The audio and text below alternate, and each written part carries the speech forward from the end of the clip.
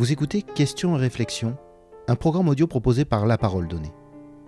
À la veille de la journée contre les violences faites aux femmes, l'association d'assurés AJPI réunissait le jeudi 24 novembre à Marseille plusieurs femmes engagées de la région, invitées à témoigner de leur parcours exceptionnel, comme l'a expliqué, au micro de La Parole Donnée, Emmanuel Mercier, responsable RSE et marque chez AJPI. AJPI, c'est une association d'assurés prévoyance, retraite et santé. L'association compte aujourd'hui 600 000 adhérents. AJPI a décidé ce soir de mettre à l'honneur des femmes engagées, alors dans différents domaines, l'entrepreneuriat, ça peut être également une activité plus sociale ou alors qu'elles portent l'uniforme. Et AJPI souhaite valoriser l'engagement au féminin. Donc aujourd'hui, nous avons 4 personnalités engagées qui font office, on va dire, de marraine de la soirée, et 4 femmes engagées qui viennent témoigner de leur parcours d'exception. C'est pas la première fois qu'AJPI organise ce type de soirée, puisqu'il y en a eu une au mois de mars à la Mutualité à Paris. Et cette fois, l'association a décidé d'organiser cette soirée à Marseille, puisque c'est une ville et plus généralement une région où nous avons beaucoup d'adhérents et donc d'adhérentes. Avant de se présenter devant le public de l'auditorium du Parc Chano, nous avons demandé à 5 héroïnes du quotidien de partager leur engagement professionnel, de nous dire si elles ont dû faire des sacrifices pour réaliser leurs objectifs et de nous éclairer sur les ambitions et les projets qui les animent encore aujourd'hui. Je m'appelle Tatiana Briand, j'ai exercé la profession de négociateur de crise criminelle au sein d'une unité d'intervention qui s'appelle le RAID pendant un peu plus de 13 ans.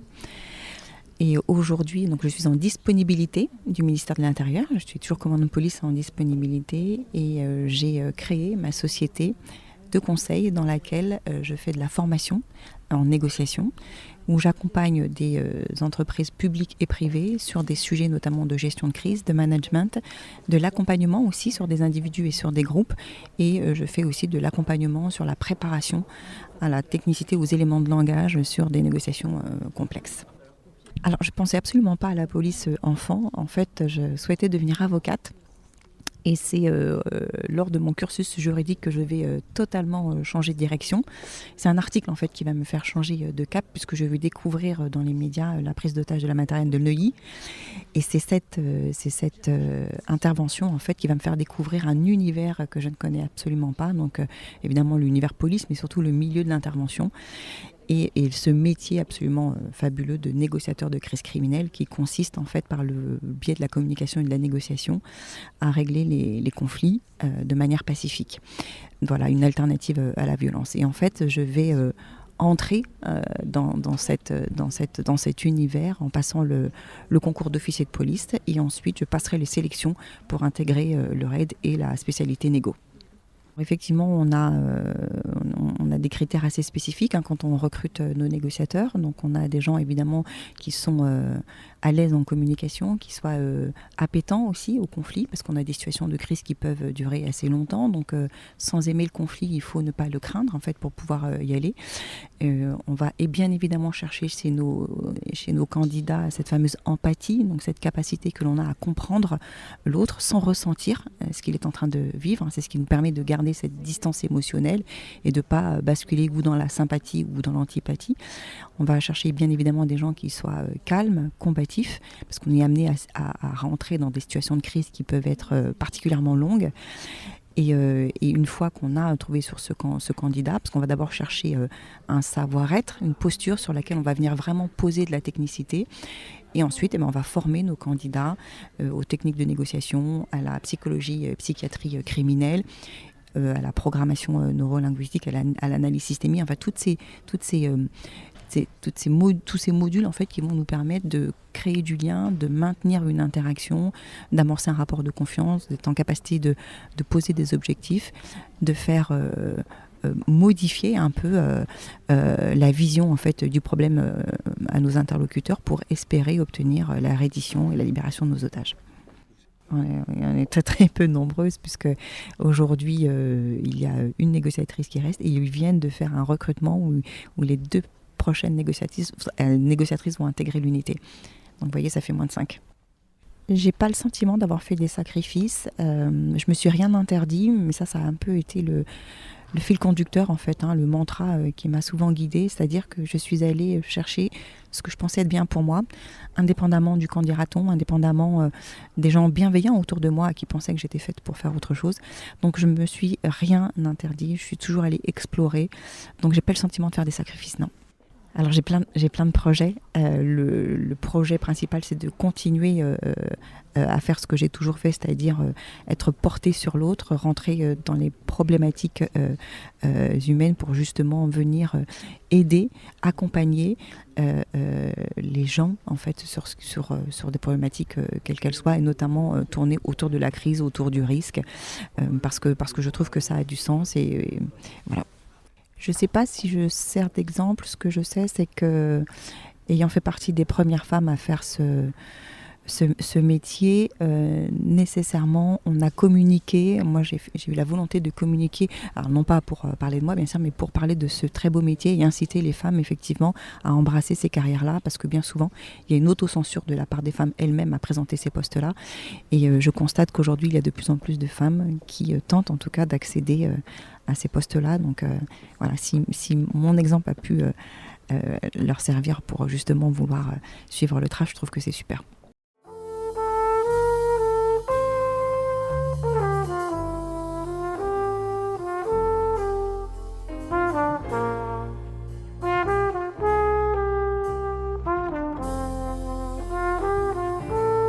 Je suis Bianca Ferrugia, je suis coordinatrice d'un dispositif d'accompagnement à l'entrepreneuriat dédié uniquement à des femmes, un dispositif 100% gratuit et des femmes qui sont aussi issues des quartiers politiques de la ville. Les deux programmes s'appellent le programme Source et le programme Elles Ensemble, ce qui permet en fait de créer des entreprises dans le secteur de l'économie sociale et solidaire, de la culture et des médias.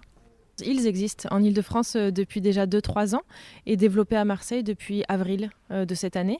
Donc c'est une première à Marseille, une première en région pour les deux structures porteuses qui sont Creatis et Pulse qui appartiennent au groupe SOS. Et le groupe SOS s'engage en faveur de l'entrepreneuriat des femmes. Le groupe SOS, c'est le premier acteur dans le secteur de l'économie sociale et solidaire en France et en Europe.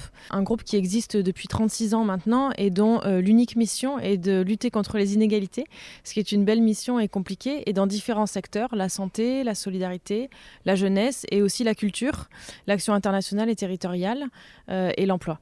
Les femmes que nous accompagnons ont en moyenne 36-37 ans. C'est des femmes qui ont toutes des parcours très différents au niveau professionnel et personnel. Et aujourd'hui, c'est des femmes qui ont des projets et qui souhaitent des idées, en tout cas de projets, et qui ne savent pas forcément comment les mettre en œuvre. Alors, il y a 50% des femmes sont issues des quartiers et 50% ne sont pas issues des quartiers, ce qui crée une vraie sororité, une solidarité, une mixité absolument incroyable. Mais voilà, c'est des femmes qui ont une idée dans le champ de l'économie sociale et solidaire, qui ont envie d'avoir un impact sur leur territoire qui est Marseille principalement, en montant leur propre entreprise. Quantitativement, l'objectif sur l'année 2022-2023, c'est d'accompagner 70 femmes. Donc le programme, c'est en 2 phases. Une première phase pour passer de l'idée au projet. Donc là, l'objectif est d'accompagner 50 femmes. On en accompagne 43 actuellement. Donc on a quasiment atteint l'objectif quantitatif fixé. Et pour la deuxième phase qui commence au mois de janvier, donc c'est une phase plus d'incubation, d'accélération pour celles qui auraient déjà créé leur entreprise. On a un objectif d'accompagner 20 femmes, donc en tout 70 sur l'année. C'est principalement de la prestation de service. Très peu de femmes ont un produit à vendre, si je puis dire, mais c'est plutôt du service dans le champ du social, de l'action sociale, mais aussi de la culture. Donc démocratiser la culture pour tous, faire en sorte qu'elle soit accessible sur l'ensemble des territoires pour les décloisonner. C'est aussi dans le champ du social et c'est aussi créer des lieux, des tiers-lieux à impact pour rassembler, fédérer à un moment donné des populations qui sont un peu éloignées. Alors, je vois, j'ai un parcours un peu atypique. Je suis urbaniste de formation et aussi coordinatrice de projets culturels depuis maintenant 10 ans. Donc, j'ai vraiment une casquette, on va dire, développement territorial par le champ de la culture. Ça fait 2 ans et demi maintenant que j'ai intégré le groupe SOS pour ses valeurs, parce que je suis une femme engagée et inspirée. Et le groupe SOS m'inspire, en tout cas. Et si je peux avoir, moi, un impact en permettant à des femmes peut-être d'opérer un changement de vie professionnel et du coup personnel, c'est une super mission que j'essaye d'accomplir en tout cas.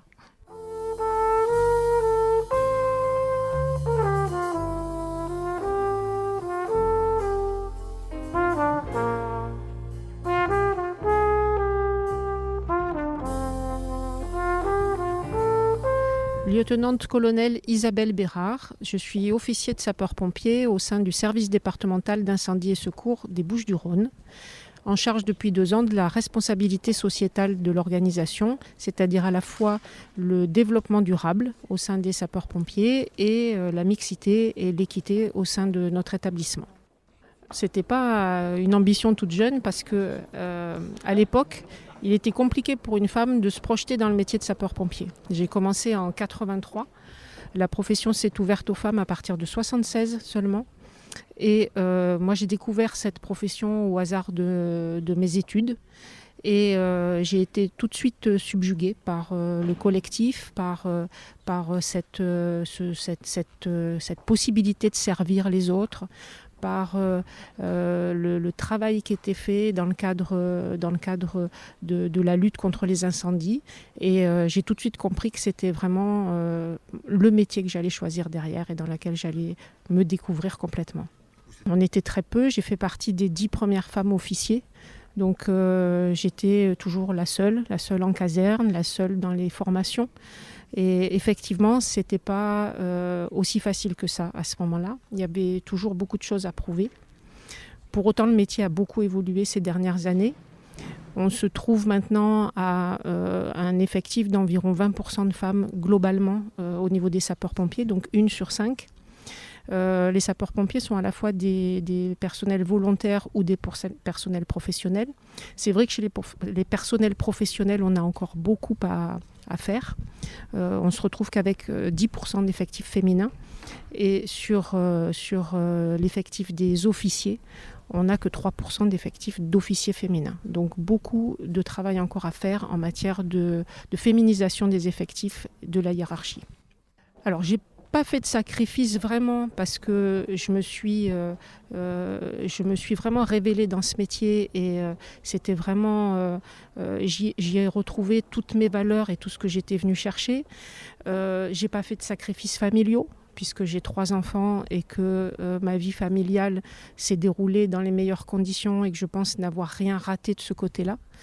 Et à la fin, au bout d'une 40aine d'années, je me rends compte que j'ai vraiment vécu une expérience formidable qui n'a pas été facile tous les jours, mais pour autant que je referais si je me retrouvais aux portes de la professionnalisation en 1983. On a multiplié les campagnes de communication vers les femmes. Toute la profession, depuis 2016, a essayé de travailler à un plan de féminisation et à travailler vraiment à la communication vers les femmes pour leur montrer que c'était un métier qui était accessible. C'est un métier dans lequel maintenant, on a beaucoup travaillé sur les équipements de protection individuelle. Donc la force est plus nécessaire au point où elle était au début de ma carrière. La profession a évolué globalement. On a aussi des possibilités d'intégrer les rangs des sapeurs-pompiers avec des missions spécifiques sur les ambulances, des missions spécifiques de preneurs d'appels sur le centre des appels 18. Donc on a les possibilités d'intégrer nos rangs et maintenant le plus important c'est d'essayer de le faire connaître et d'essayer de montrer que tout c'est possible pour celles qui le veulent. J'ai encore des objectifs qui ne sont pas des objectifs personnels, mais qui sont des objectifs collectifs. Je travaille depuis ces 6 ou 7 dernières années à favoriser la féminisation, la mixité, l'équité au sein de nos rangs. Je suis aidée là-dedans par toute la hiérarchie du SDIS 13 et la gouvernance. On a mis en place tous des dispositifs de signalement des actes de discrimination.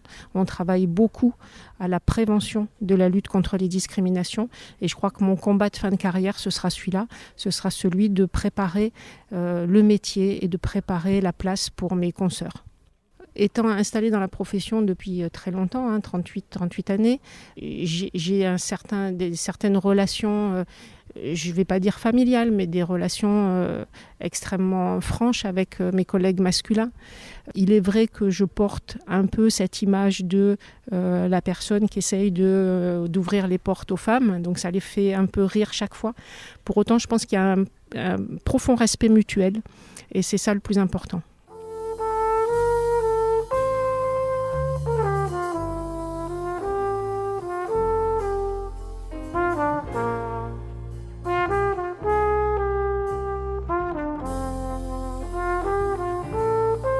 Mon nom nom est Muriel Réus. Je suis administratrice d'AJPI, administratrice indépendante. Et je suis aussi fondatrice et présidente de Femmes Avec, qui est une association de défense des droits des femmes très investie sur la lutte contre les violences faites aux femmes et aux enfants. Alors moi, j'ai fait l'essentiel de ma carrière dans les métiers de la communication et des médias. J'ai dirigé de grandes agences de communication. J'ai été patronne d'une filiale de TF1 et de M6. Puis, ce qui s'est passé dans ma vie, c'est qu'à l'âge de 40 ans, j'ai fait une rencontre. D'ailleurs, ma carrière est construite sur énormément de rencontres. J'ai fait une rencontre avec Dominique Lapierre, l'écrivain de La Cité de la Joie. Il était minuit 5 à Bhopal. Et je suis partie avec Dominique en Inde. C'est la première fois que je mettais les pieds en Inde, avec un homme qui était considéré comme pratiquement un président là-bas. Et il m'a fait découvrir l'engagement et surtout la condition des femmes, des familles, des enfants en situation de précarité. Et ça a changé mon regard. Ça a été mon premier engagement à ses côtés. Et ensuite aux côtés d'une fondation où on a développé des projets pour les femmes et les enfants dans des pays en développement, en Afghanistan, au Pakistan, au Mali, à Haïti. Voilà, ça c'était ma première rencontre avec l'engagement. Et puis dans les années 2017, j'ai compris, enfin en tout cas j'ai eu le sentiment que la place des femmes allait devenir prépondérante, que la voix des femmes allait devenir prépondérante. Et j'ai décidé de m'investir en politique pour porter la voix des femmes. Et à la suite de cette expérience, j'ai créé cette association qui s'appelle Femmes Avec. En fait, ce qui était important dans cet engagement, c'était de dire... voilà, il y a maintenant la voix des femmes, leurs attentes, leurs inspirations, leurs besoins doivent être réellement pris en compte, formulés, verbalisés et intégrés dans un projet présidentiel. Et je crois que cette campagne de 2017, c'est la première fois où des mouvements de femmes se sont créés et où les différents candidats ont accepté que des femmes portent cette parole et écrivent des projets présidentiels avec une volonté de parité, une volonté d'égalité, une volonté de prise en compte des violences. Et ça a été peut-être la première fois où ça s'est construit de cette façon-là. Et c'est ça qui m'a intéressée. Alors, Femmes Avec, ça sert à plusieurs choses. Ça sert à faire du plaidoyer d'abord. Parce que le plaidoyer, c'est important. C'est pas vous que je vais le dire. C'est-à-dire que chaque fois que l'on prend la parole, que l'on s'exprime dans des manifestations comme ce soir, où on attend 1300 personnes, ce qui est énorme à Marseille, le plaidoyer, ça sert à faire changer les mentalités, à faire changer les perceptions, à travailler sur les stéréotypes. Donc nous, on a une grosse partie de nos activités là-dessus. Et puis, on a une grosse partie sur l'action. Parce que, si vous voulez, les constats sur les violences, ils sont faits aujourd'hui, on les connaît, depuis le Grenelle encore davantage, on sait quels sont les dysfonctionnements, on sait là où il faut agir, mais il faut passer à l'action. Et notamment avec AJPI, on a créé une solution violence, qui est un dispositif totalement innovant, pluridisciplinaire, inédit en France, où on accompagne aujourd'hui des femmes, des hommes aussi, parce que ceux aussi peuvent être victimes de violences conjugales, intrafamiliales et sexuelles. On les accompagne en leur permettant d'avoir un accompagnement psychologique et un accompagnement juridique, une prise en charge des frais juridiques et une prise en charge des frais psychologiques. Et ça, il y a 350 000 personnes qui sont couvertes par AJPI avec cette solution violence. Ça, c'est extrêmement important. Et donc, on est partenaire sur cette opération et sur cette solution. Écoutez, moi, alors je ne sais pas si c'est un sacrifice, mais par exemple, je ne me suis jamais mariée, je n'ai pas d'enfant, parce que ce qui m'a toujours portée, c'était la liberté de faire et d'être. Et pour de faire et d'être, j'avais besoin d'être libre de mes mouvements, de mes décisions, de pouvoir partir à l'étranger et d'en revenir, de ne pas être contrainte à un moment donné par ce qui pourrait être... alors, je sais qu'on n'aime pas dire ce mot-là, mais une famille, c'est beaucoup de bonheur, mais c'est aussi des engagements. Moi, j'en ai choisi un autre, qui était celui d'être une femme engagée dans la vie, oui, et d'accompagner les autres. Oui, et on a beaucoup de choses en développement chez Femmes Avec. On a notamment un projet d'accompagnement des lycéens et des lycéennes et de tous les étudiants sur le fait de pouvoir leur permettre d'étudier et de poursuivre leurs études en toute tranquillité, ce qui n'est pas vraiment le cas aujourd'hui, parce que vous savez qu'énormément de jeunes sont soumis à des violences sexuelles. Et donc, on a un projet sur ce sujet-là, sur ce territoire-là, qu'on développera l'année prochaine. Et puis, toujours nos engagements avec AJPI, bien sûr.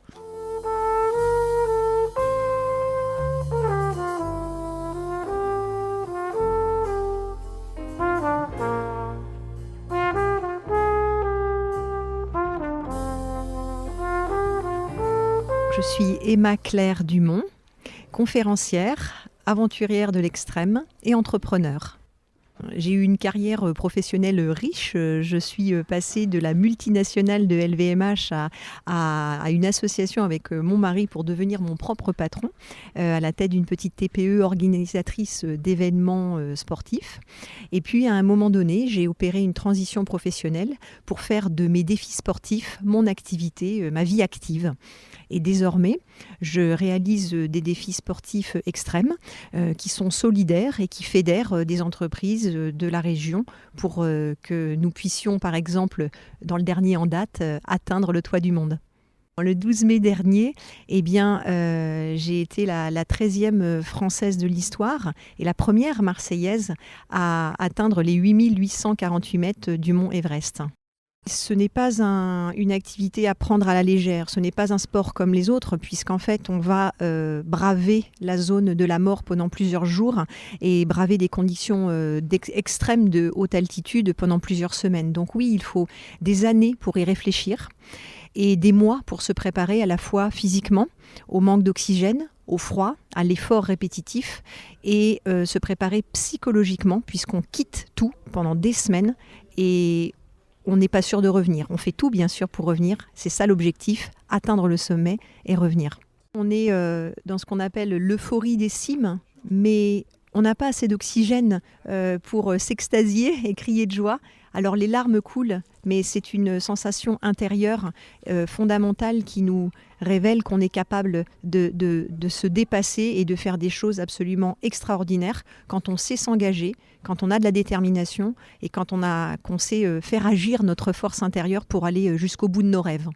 Alors déjà, on a envie de partager cette expérience, cette construction méthodique de projet qui peut s'opérer aussi dans l'entrepreneuriat. Construire et concrétiser un rêve, c'est aussi la même méthode pour concrétiser un projet professionnel. On peut se dire qu'une femme qui souhaite créer une entreprise, elle a autant de difficultés à se préparer, à trouver des fonds, à trouver des experts qui vont l'aider dans la création de son entreprise. Mais tout ça, c'est une méthode que l'on peut mettre en parallèle quand on réalise un défi professionnel ou un défi sportif tel que celui que j'ai réalisé. Donc le partage et l'échange, pour moi, est vraiment très important. Le partage d'expérience auprès de dirigeants d'entreprise. Et c'est la raison pour laquelle aujourd'hui, j'anime des conférences en entreprise auprès de groupes de femmes également, pour pouvoir leur dire osez ôter les barrières qu'on vous pose ou que vous posez.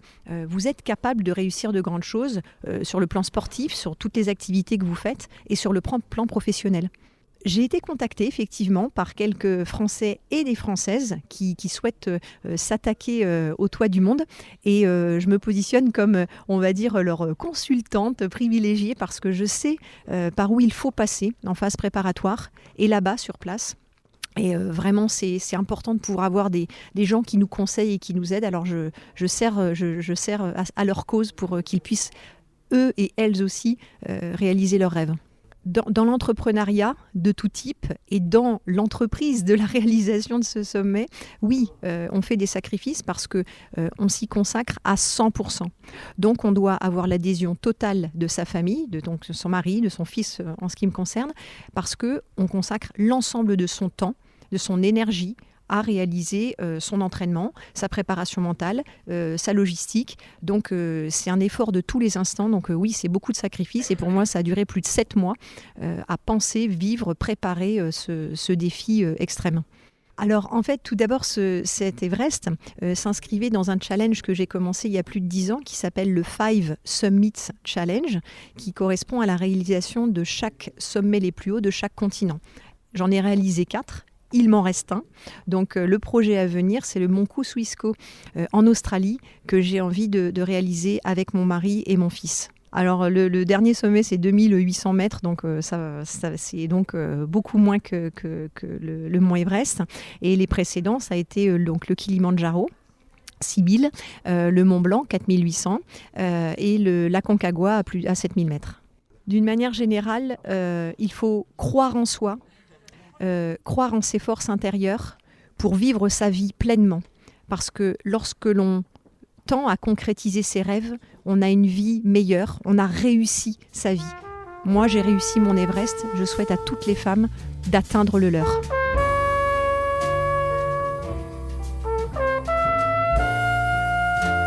Merci d'avoir écouté cet épisode de La Parole Donnée. Vous pouvez nous suivre sur notre site et nos réseaux sociaux et nous soutenir via notre page Tipeee. À la semaine prochaine.